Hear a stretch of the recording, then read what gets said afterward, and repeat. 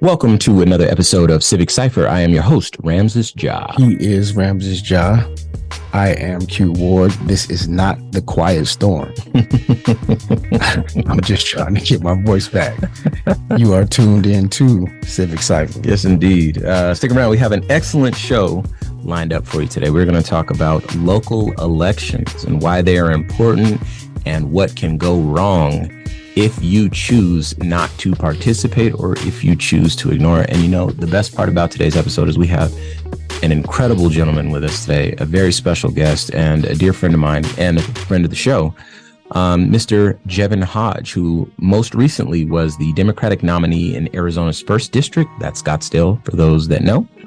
And his race of all the 435 seats was the 6th closest, decided 10 days after the election and decided by less than 1% of the vote.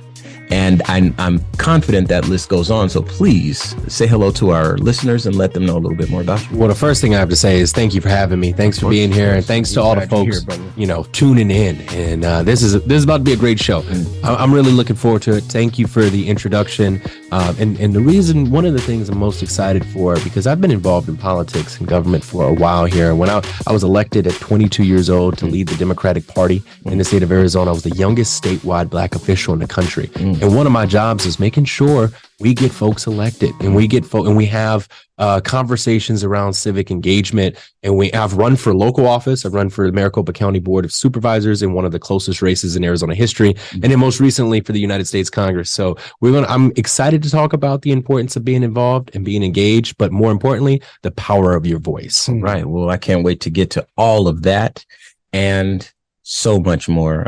Like I said, great show lined up for you today. But first and foremost, like we always do at this time, it is time for some Ebony Excellence. Q.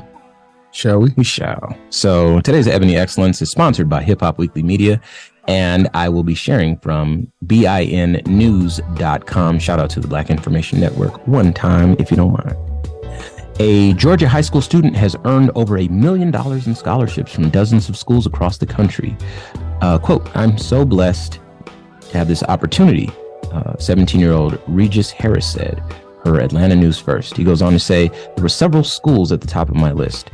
Harris, a senior at Chapel Hill High in Douglasville, was accepted to over 40 colleges that are offering a total of $1.6 million in scholarships. Some of the schools include the University of Georgia and USC. He says, "There was a lot of sacrifices. There were a lot of nights I stayed up studying all night long." The straight A student is a member of the band, chess club, varsity track team, and National Honor Society. He also works part-time and sings in the church choir. Harris said he sees community service just as important as his academics. He goes on to say, "The hardest part for me was that I balanced staying on top of work, but also that I maintained being a well-rounded person." He was born with a heart condition, and his parents say their son has been a fighter all of his life. Quote, "The doctors told me he would be developmentally delayed," his mother, Kia Harris, said. Quote, "They even stated that he might have to have heart surgery again. Wow. He is our miracle." But Harris has been able to defy the odds and looks forward to the next chapter in his life.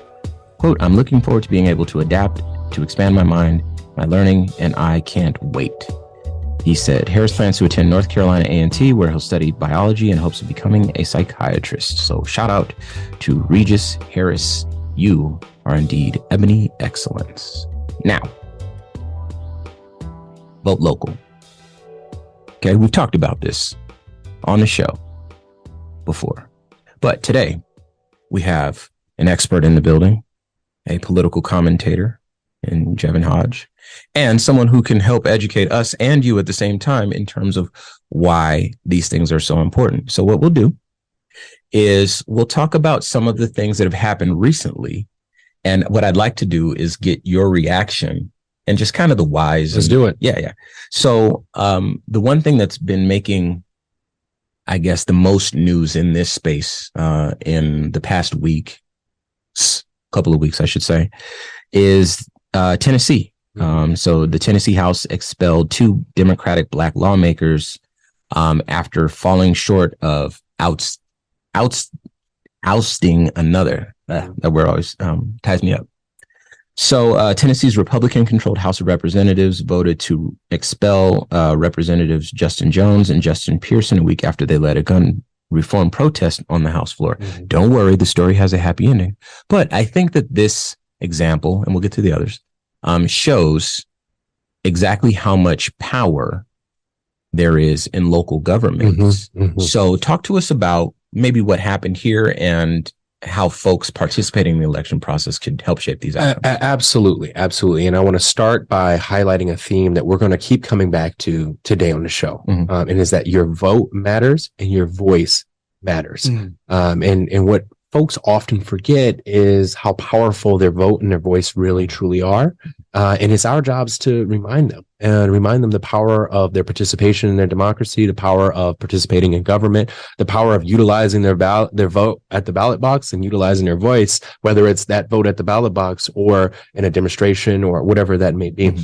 But this situation here is truly unique because there were 3 lawmakers that were voted to be expelled, 2 black males and another that was not a black individual. But the only 2 lawmakers that had the votes to be expelled were the 2 black individuals. So there's a racial component that is involved in this. Mm-hmm. But the reason why they were up for the expulsion was because they were utilizing their voice.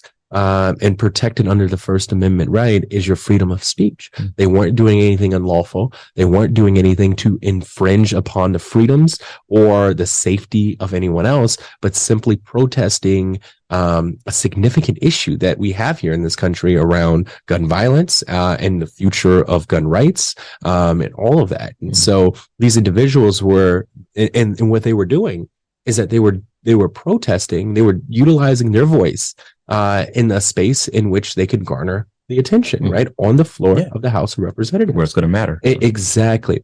And so let's go back now to the most important thing, how your vote and your voice matters. Okay. When you don't participate in an election, people get elected that may not do the best thing by the individual, right? And it's not one side or another that basically decides an election. It really comes down to the folks that are apathetic. It's the apathy that decides an election. I mean, we are the most advanced nation in the world, where in a great election, right, we see 65-70% participation. I mean, and that's just outstanding. Yeah, that'd be an astronomical turnout. That's exactly right. So you're telling me that at the end of the day, if only 70% of the people participate, right, that's great. I don't get me wrong, I understand a C is still a passing grade. But when you live in a country that the First Amendment right is the value of your voice, the value of the freedom of your speech, and you're not utilizing that, that means that our system is flipped on its head at its core. And so in situations like this happens because you have people in communities that aren't utilizing their votes, and you have individuals that are getting elected because of apathy. You get individuals that are getting elected in districts, right? Whether it's at the state level in this case, or at city levels, and the municipal level, because of the lack of participation. And a lot of the times, and this is the one that blows my mind, these elections are decided by small amounts of votes. I was actually going to suggest that. I remember seeing something on Netflix recently, and this kind of put the thought in my head. What was suggested in this documentary, I forget the name of it, but what was suggested was that because of how our political system is set up, a vote from an individual in California is worth approximately half in terms of its value to the overall election process than a vote from a white landowner male who lives in Wisconsin. And that got me to thinking, if I don't vote, if I don't engage, which historically my understanding is that those of us of a more liberal persuasion tend to vote less, and those with more conservative values are very much engaged at every level of the political process. So if I, being a liberal-minded individual, don't vote, that ensures that the vote of those who perhaps want to see the country revert back to an earlier time state, whatever, it actually increases the weight of their vote if I don't engage in the political process. Is that is a very, very good way of looking at this, right? Okay. And I want to start by saying this, like, I have my views, I have my ideological standing and what I believe in. I'm a proud Democrat. I don't run from it. But as someone who has vied for elected office, my job is not to be an ambassador of a certain interest or a certain ideological stance, but to be a representative of 100% of the population. And that's what's missing, right? Because of exactly what you just highlighted. If we have 1-for-1 participation, then that means that, the elected official is forced to listen to both people. But for every one vote, you got two on the other side, and that could be Democrat or Republican. But in this case, right, it's, for every one liberal that doesn't vote, right, another, conservative does vote, right? That's 1 for 2, which means that the elected official that then is elected only has to cater to one ideological, to the voters, not the population, the voters that are participating. Exactly. Right. And exactly. I just want to make sure we're clear about that. Right. Because everybody, as long as you're registered, you're a voter. Right. But if you're not participating, well, they got to pay attention to the people who are engaged. That's exactly in the process, right. Not the population. That's exactly right. That's exactly right. And that's the reason why our system is flawed, right? Our system is flawed because you have individuals that are working every single day to destroy what we all collectively have worked so hard to protect and to preserve, right? And as long as voting is difficult, there's no reason why we don't have automatic voter registration nationwide. There's no reason why, we're not automatically registering 18-year-olds in their civics class or history class while they're in high school, right? But that's by design, right? Because as long as certain folks are making it harder for people to vote, that means that they're going to be able to maintain an office. That means that they're going to be able to continue to do nonsense things like what happened in Tennessee, right? And again, let's go back to the beginning. Your vote matters. And your voice matters. You may not always get what you strive for, but your vote matters and your voice matters. I appreciate that. Before we move on, how do we get people to believe what you just said? Right? Because the disenfranchisement of the voter sets the table for the outcome that you guys just talked about, where I only have to cater my messaging to the people who are going to actually turn out. I know these people aren't going to turn out because I and my colleagues have shown them that their voice does not matter. Even those that come out and vote, I've shown them now for multiple election cycles, your voice really doesn't matter. So as that number starts to dwindle and people get less and less motivated to even show up, then of course, why would I have any messaging or any policy promises to these people who I know, based on my behavior and those like me, have gotten to a point where they are apathetic, where they do not feel like their voice matters, and we keep proving it to them. My brother, that right there is what keeps me up at night, right? Like, you just gave me chills asking that question, because we have to change the class of people who are running for office. Because you have the disenfranchised folks, and there are so many different categories of disenfranchised folks who live below the socioeconomic belt, right? Folks like us, from the Black community, right? You got folks in the LGBT community. When you feel forgotten and left behind by your government because of the elected officials, you have no desire to participate and no willingness to participate. So we have to flip that on its head. And I'll just give you a very practical example. I've run for office twice. I've run for office and I've had over 1 million people cast their votes in elections for me. And both of my elections, when you combine the vote totals together, is less than 3,500 votes. And the reason being is because I personally believe we expanded the electorate. I ran for the county supervisors, which is like a county commissioner in Maricopa County, for a district that had over 1 million people. The vote was decided 15 days after the election by 403 votes. And I ran in a district where, as a Democrat, where Trump carried the district by 8 points the election before. This was not a Democratic district. And then I just ran for the United States Congress in a district where you had a 12-year Republican incumbent. And my race was decided by 0.7% or 3,000 votes 10 days after the election. The reason why I highlight that is because when you can flip the status quo on its head, the results will always be in your favor. And what we do differently, and I always say we, is that we weren't campaigning. Never once did I campaign for office. It was about building of movement to strengthen our democracy.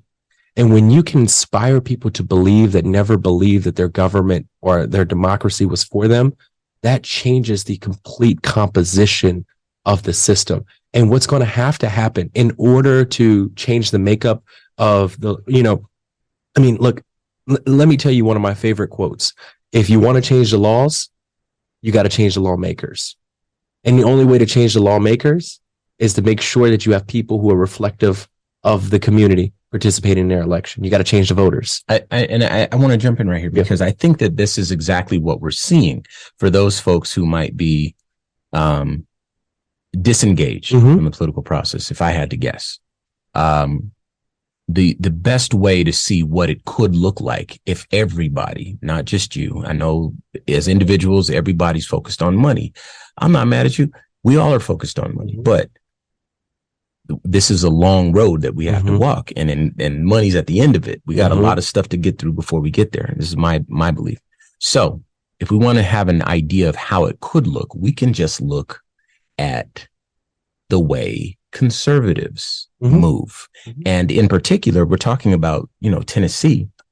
Those representatives were elected. All those Republican representatives were elected. And as soon as they had an opportunity, as soon as they had the smallest little bit of dirt, you know what the funniest thing is that we're all black men in here. We always say how we have to be twice as good to be go half as far. Yeah, exactly. Twice as good to go half as far.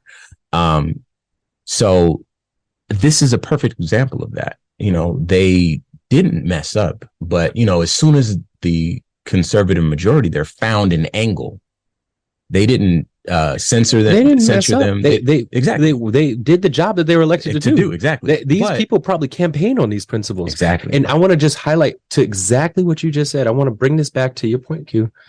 When you can make people feel something and you can inspire them to believe in something greater than them, that's how we strengthen the system. That's how we, it's not just asking people to vote, right? It's asking the question of how can I be a part of your life? How can we make your life better? And it's not just going to go talk to them in October before the November election. Right. It's talking to them in December before the election in 2 years, right? It's making sure that we have this continuous conversation. And I just want to give you an example that's very fresh in all of our minds, right? And one that we probably won't forget. And I know y'all got a lot of listeners out there that's much younger than us, so they may not remember what the country felt like in 2008.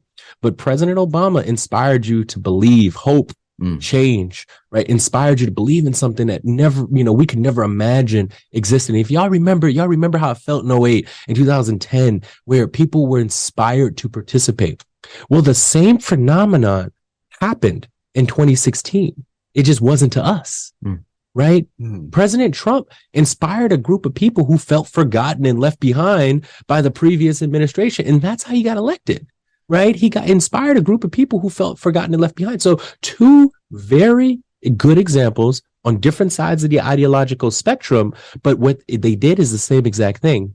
Right. Well, one campaign was filled with lies and bigotry and xenophobia, and we're not going to go there. Make sure we're not going to go there. Racism and and all those things. But they essentially attempted to inspire a group of people who felt forgotten and left behind by their government. Right. And when we can do that at the local level, right, that's how we build a more transparent, a more efficient government. My mother, for example, is a city councilwoman in the city of Tempe, first Black woman elected in the city of Tempe. I mean, this woman is living history. But what she has done, she's out there. When community members are angry at a decision that she made, she doesn't run in the back room. She goes and puts up a chair, and if they want to yell and if they want to argue, and it's never arguing. Let me be clear. If they want to voice their frustration, she is there for them to touch and allow them to voice their frustration, because that's what your elected officials are supposed to do. Not run away in those tough moments or cater to the people that are kissing your tail. Now, I also want to talk about some other examples in local government. So Q, why don't you take us to North Dakota? Ramses deals with these issues a lot better than I do because flagrant hypocrisy, flagrant bigotry, flagrant racism, they hit me a little different. I think a lot of our colleagues and constituents have determined that flagrant and direct racism, bigotry, and hypocrisy is kind of intellectually beneath them to emote about. it drives me insane. Mm-hmm. Because you care about people, brother. The Bismarck Tribune is where this story comes from. 10 days after narrowly defeating a bill to provide free school lunches to low-income K through 12 students. This is even, I laugh because of how frustrating this is to read. The North Dakota Senate approved legislation to increase the amount of money lawmakers and other state employees receive in meal reimbursements. I'm going to read that again because it's really that unbelievable. 10 days after defeating a bill to provide school lunches, free school lunches to children, that same body went on to approve legislation to increase the amount of money they get, them and their colleagues, for meal reimbursement. Let's take money from our children while approving legislation, to give ourselves more money for the same thing. It's a wild world we live in, but I think that these are duly elected officials, by the way. But again, this is an incredible example of exactly how far your vote in local elections can go. The temperament, the values of these people. For those, even Republicans, there's a quote from the Bible. I think it came from Jesus, and it's like, the poor you will have with you always, or something like that, right? That bill approved by Republican lawmakers, as if I needed to say that. So, I think there's a term, rhino, Republican in name only. You know what I mean? But folks with those biblical values that party tends to espouse would not be voting in this way, right? What is the purpose of the government if not to care for children who are hungry? You are talking about people who use the Lord Jesus Christ for marketing. Well, these are not beliefs. John McCain, is a PR campaign. Well, that's a whole nother topic for a segment down the road. But it's folks like John McCain, rest in peace, right? Folks like Barry Goldwater, rest in peace. These are traditional, principled conservatives. Yeah. But at the end of the day, I got the opportunity before the senator passed away to work with the senator on a few different things, and we didn't always agree. And there are a number of different Republicans that I still work with to this day that we don't always agree on, but their heart is in the right place. Sure. And with initiatives like this, right, you are led to ask the question of, why the hell are you doing this? Right? Because it doesn't make any sense. Yeah. What's the purpose of a government if not to take care of children that are poor? And they're going to give you some fiscal argument. They're going to give you this discussion about this or that. But it's the second action is the one that we must be most concerned about. What's that? Right. And it's the fact that they just a week later, they voted for meal reimbursements for themselves. And so their hypocrisy is on full display. So the philosophical standing here is that, we don't want to pay for everybody to have everything, but it's okay for us to have it. And that's the issue. Because look, if it's an intellectual discussion, right, rooted and based in substance, I'm happy to have it. Right? Like, okay, so if the budget doesn't support paying for, free, not saying that that's my personal opinion, but if the budget doesn't support it and you can logically articulate why and where, there's going to be shortcomings, let's have the discussion. But you can't say that, I can't give money to these folks because I don't want to, but I can give money to us because I want to, right? Like that's not, but let's go back to the number one thing. And 9-year-olds can't get a job. There you go. So before we wrap this part of the show up, I do want to mention another instance, this one in North Carolina. So this comes from CBS News. A Democrat in a North Carolina state house switched to the Republican Party Wednesday, giving the GOP veto-proof control in both chambers of the legislature. It's a setback for Democratic Governor Roy Cooper as he tries to block hardline conservative policies in his final 2 years in office. Basically, what this means is that they can override the governor's vetoes. So what you're seeing now is people who vote in the election process every 4 years. I believe that's when you have a chance to pick your governors. But people not voting in, the local elections, which tend to also be overrepresented by conservatives. So you have a state like North Carolina where the conservatives run the House and the state House and the state Senate, but you have a Democratic governor, and now he can't do anything because of a lack of engagement. So I wonder why someone would make such a switch. Who knows?